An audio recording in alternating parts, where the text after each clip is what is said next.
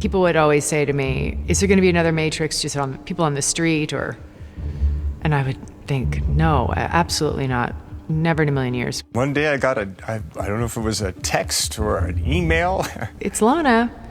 Call me when you can. How's it going? I'm thinking about. And I was like, what? You're never going to believe it, but I wrote this script. She basically, asked me how would I feel about that. I went, yes. I literally went home and told my husband. I think I just started crying. I was just so excited about the possibility. To be going back to where it all started. Back to the Matrix. I never wanted to go back into the trilogy. I thought when it was done, and it was like so nice. Why would you ever touch it? And then personal things happened. I lost my parents. And all my life, struggling with gender and complicatedness of being a transgendered person in this society that is so hard on transgendered people, I use stories and imagination as a way to soothe myself and a way to live in the world that felt more comfortable. Books, fantasy was always super important to me through my whole life. And in the grief that I was experiencing with my parents dying, my brain one night just resurrected me on Trinity, and it was instantly soothing. It's just like the way art is. It can really soothe us in times of pain. And then what was interesting was that my brain wanted to have them alive, but it wanted to do it in a way that was clever. And to make it somewhat more synonymous with my own life in the way that Warner Brothers has been trying to get Lily and I to make a Matrix sequel for years and years and years and years, and we kept saying no, no, no, not interested, not interested, not interested. And then suddenly that became a part of the story. And then the realness of that inside the fakeness of the Matrix, that became exciting. Lana, Sasha and I assembled around a table, and Lana brought quite a lot of ideas. We started writing plot points on cards, just laying the cards on the table. And for about a week or so, began to get the itch to turn these cards into scenes. I would say, I'll take a card from this card to this card, and I'll write this. We bring our scenes back, we read through them. Lana fits them into the larger schema of the film. Some scenes are 7 pages. There should be 1. Some of them are even longer, some of them are shorter. Ideas we thought in the early days might be really strong, but just don't belong in the movie. Or they mutate into other ideas, or we get a great scene in Act 3 that's gorgeous and has to be there, but this will negate or require changes earlier on in the film. So we work like that. The idea would pass through everyone, just move within this imaginary space, which we started somehow calling the pit, and then quickly a kind of terminology developed related to that. Like, people start saying, let me throw it into the pit, right? Let's spin it in the pit, and so on. We just found it useful to avoid the adjective you. Once you start talking about your idea, or what you said, or what you think, that's just it's potentially sometimes the beginning of disharmony. Because there's this energy that comes from this joining of the minds. It's not the sum, it's this energy that is created, and a sense of thinking with other people's minds. We start writing, and we have this whole idea, and then suddenly energy just happens, and it starts evolving and changing, and things that you couldn't have imagined suddenly become possible only if you let go of all of the old ideas. Bullet time! And I wanted to mock them. But I also want to suggest the magic of art, that it has all of these meanings, and all of those meanings are true.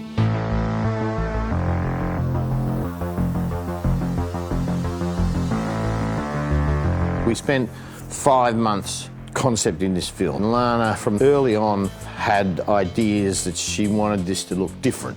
Similar to The Matrix, but not The Matrix. You've got to remember that the basis of our story is that the first 3 films were games and not films. And so consequently, the look of a game could be different to the look of reality, and we're in reality. And although we have an essence of the Matrix, we're actually living in a real world. Although it's not the real world, it's the Matrix. The art department, they were possibly the only department that didn't bring the legacy and the burden of it's the Matrix.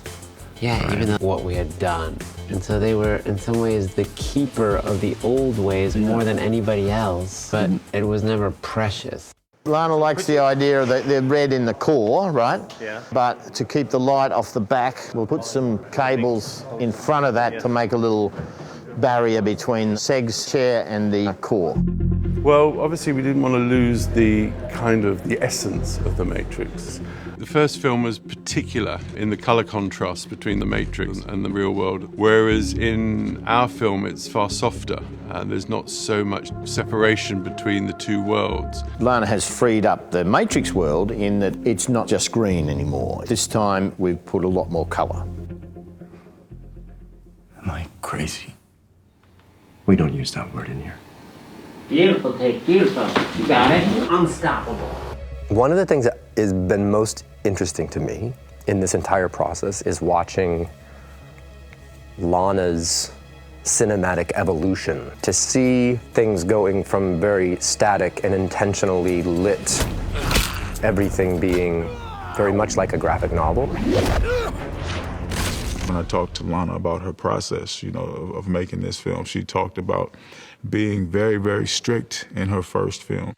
Knowing exactly every single shot that she was going to do before it was done, being very methodical, very meticulous about each and every frame of the movie. There would be questions sometimes to them of like, well, how many SFX squibs do you want and where do you want them in the walls, which is a common question as you plan these things. And they would point to the storyboard and go, 1, 2, 3, 4, 5. And that's where they are. So everything was sort of drawn up.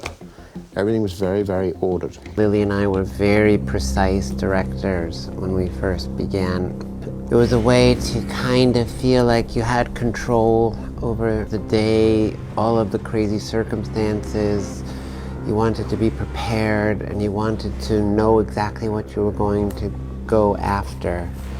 And uncertainty in those days was much more complicated for me. I was not out of the closet yet, nor was she. And so uncertainty was something that just gave me so much intense anxiety around that I channeled my artist side into somebody who wanted to control every tiny little detail. Back on Reloaded and Revolutions, we almost never left the studio. Very, very rarely. There was something about the controlled environment of a soundstage with lights that, are fixed and that could be there day in, day out, nothing changes. You don't have to deal with the variability of the weather or the position of the sun. Everything is meticulously planned and there when you need it. In the beginning, I was terrified of the sun because you couldn't control it. It's so unpredictable. You never know what the sun is going to give you. You never know how it's going to bounce, what magic quantum thing it's going to bring to an image. And so I loved movie lights. I loved fake lights. And the trilogy is full of fake lights. It's fake lighting everywhere. And I liked a kind of flatness to light. I grew up in Chicago, and I think the grayness of Chicago made me really love the non-dimensionality of flat light. And there's funny things that are in the Matrix, like bullet time, which is this famous shot that goes around a person on the top of a building, but you never see the sun. It's like the one angle where you would start to sort of imagine where you would see the sun. The camera goes up, so you look down at the ground, and then it comes back and around. And then I met John Toll, and John Toll is this beautiful artist, and he taught me to love the sun. And loving the sun, that led me into loving uncertainty. And when an actor brings some magic to a moment in the sun and they all form this thing that you could not possibly imagine, that for me is like the greatest energy and the greatest thrill. So Now we have gone from, lighting plans, which, everyone used to pore over for days and days and days. Now the thing you pore over is the sun path map, right? Where's the sun? Where's the sun go? Where's it going to be between 11:15 and 11:18? Waiting for a perfect light window in San Francisco and having the character look out like Smith once did. With Morpheus, look at it. Just look how perfect it is, Every time I stand here, I mean, OMG.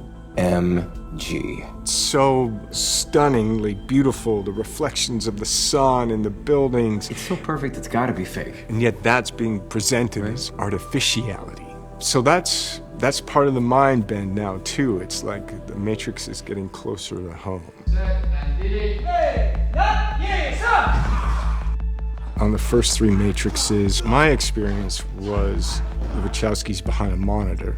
But she's now an artist who's interested in natural light, who wants to be next to the camera, and who literally connects herself to the camera and becomes this other thing, which I've never seen before. I want to be right next to the actor. I want to be right with the camera. I want to feel the camera. I want to feel and be.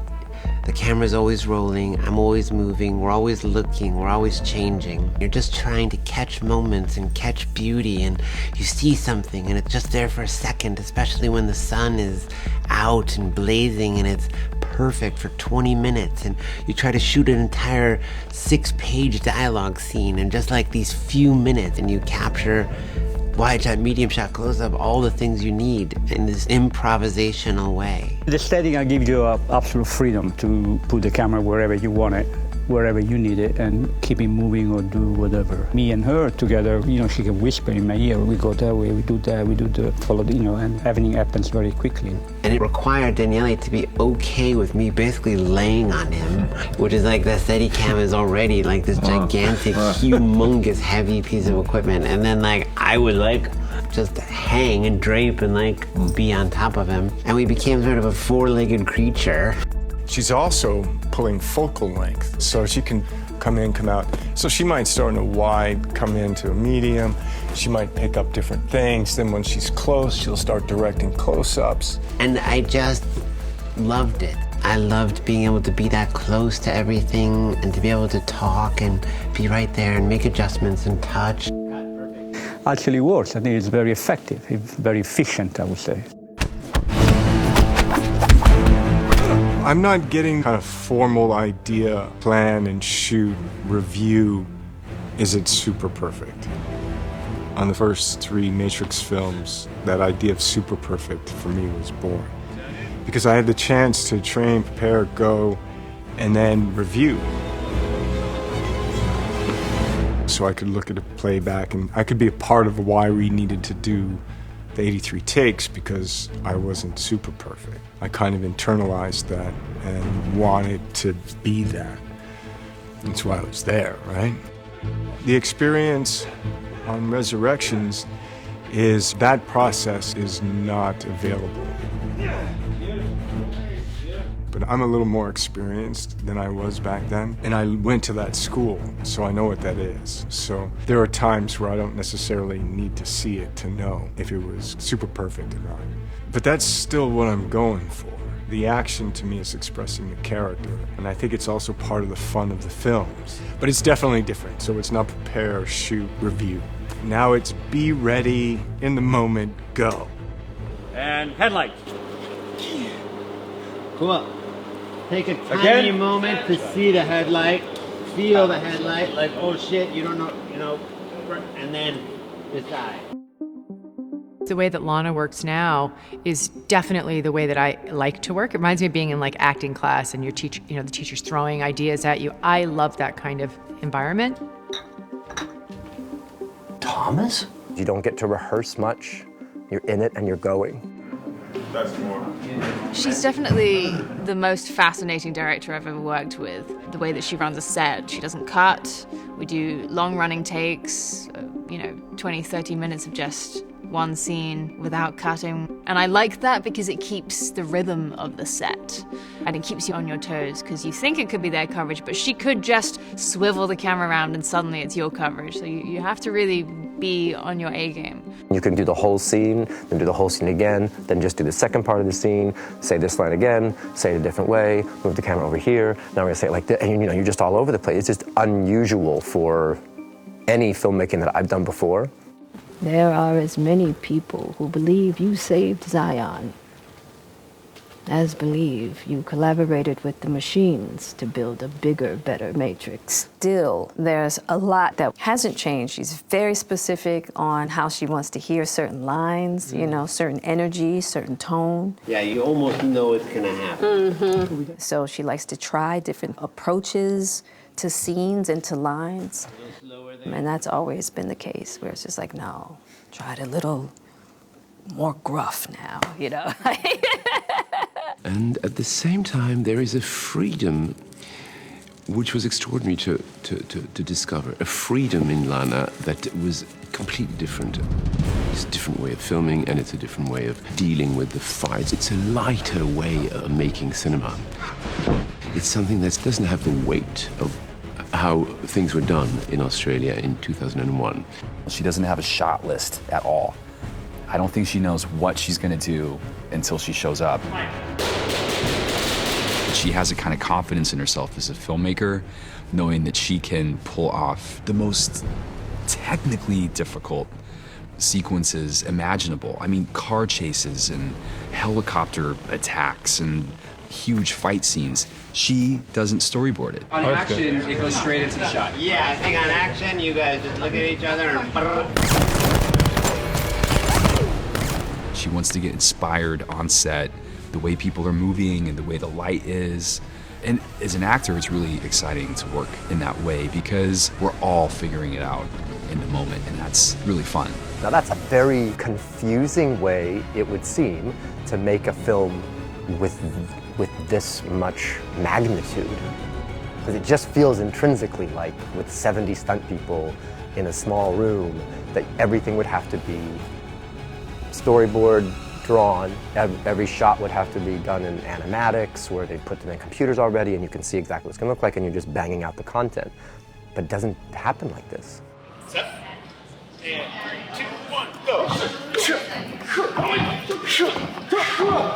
You plan, but you don't like 100% go with the plan. Sometimes you go with the feel. It's kind of hard, difficult for actors because she may change anytime. So you have to be prepared. Ready and action.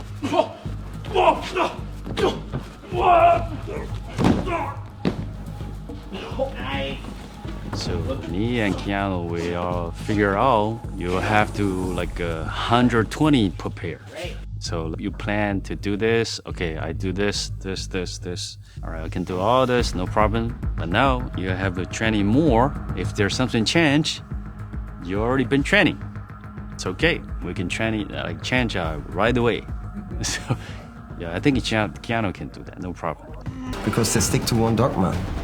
Every fight is a scene, has to mean something. Also, every punch has a meaning. It has to affect you.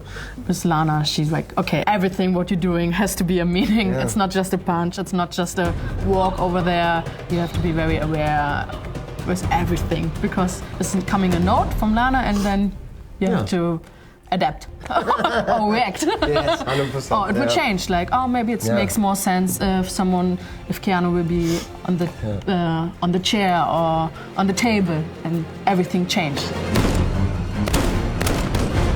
And then all the swarms came. It's planned, so we have an idea, and then all the swarms are just coming, and it's kind of an improvisation.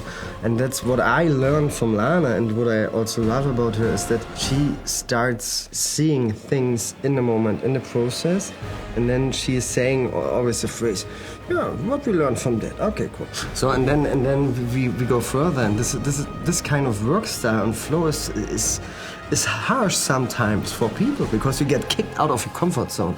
But this is what I like.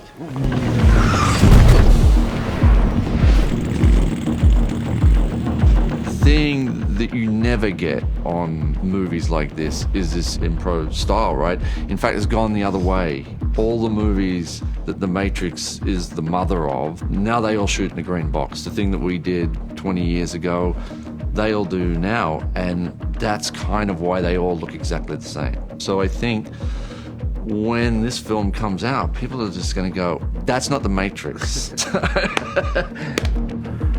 I couldn't have done it any other way when I was that young. Lily and I couldn't have made it any other way. But now I know so much about every single aspect of filmmaking. I can improvise in a way that allowed us to shoot this wild, it'll never do, you'll never be able to do this, you can't do this, you can't do this. And we just said, we don't do it like that anymore. We don't make pre-vis, and we shot it in 6 nights. We literally went away while we were waiting for darkness to fall, and we went to a restaurant. We said, well, they're all back there wondering what we're going to do, so why don't we map it out? So we had a napkin in the restaurant. It's like a joke. It was like a joke. You know, and we drew the cars and the helicopters, and then we went back to them, and then we go, here it is, this is what we're doing tonight.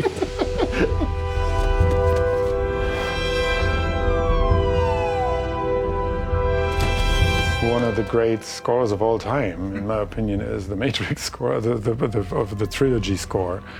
I think it's fantastic music, and what's particularly fantastic about it is that then it was one of the first, if not the first, score that so implemented electronic music and connected it with substantial late modern orchestral music. A big orchestra met massively intense, high-octane production electronic music.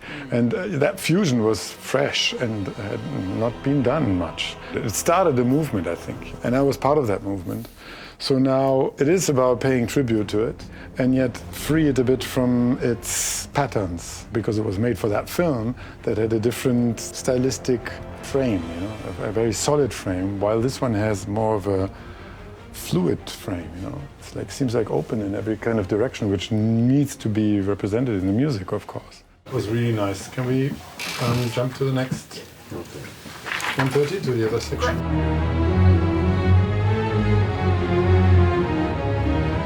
The pre-scoring, people don't understand. Why would you want music before you film? And I would always say, well, why would you not want it, you know?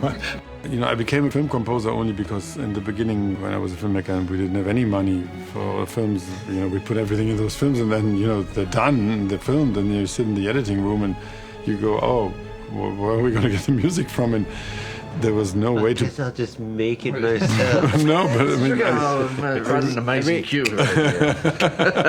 No, it was really because we couldn't afford to ask even anybody. And I realized that I had actually music in my mind. I had it all the time, and I carried it around. And I mean, that was my short film times. I said, well, let's try it myself. So I tried it, and it was actually a super satisfying process. And I discovered that actually music and the way into the music is something that makes me understand what kind of film I want to make. And that led to this process that I don't want to sit there at the end of shooting with the material and not have any music at hand that's not already planned for the film. So I developed this method which some people do but most don't, that we have substantial composing sessions and recording sessions prior to shooting. And I introduced Lana to the method. The Tickfer method, trademark. Well, it's true emancipation as a filmmaker. You know, when you get to learn Tom's method, right? Because like for those people who don't know, when you sit down, like Tom was just saying, at the end of shooting everything, and then you decide on the music, you go and you magpie from everyone else's other scores that have been previously published, and try and attach it to your scene, which is an insanity when you know this method.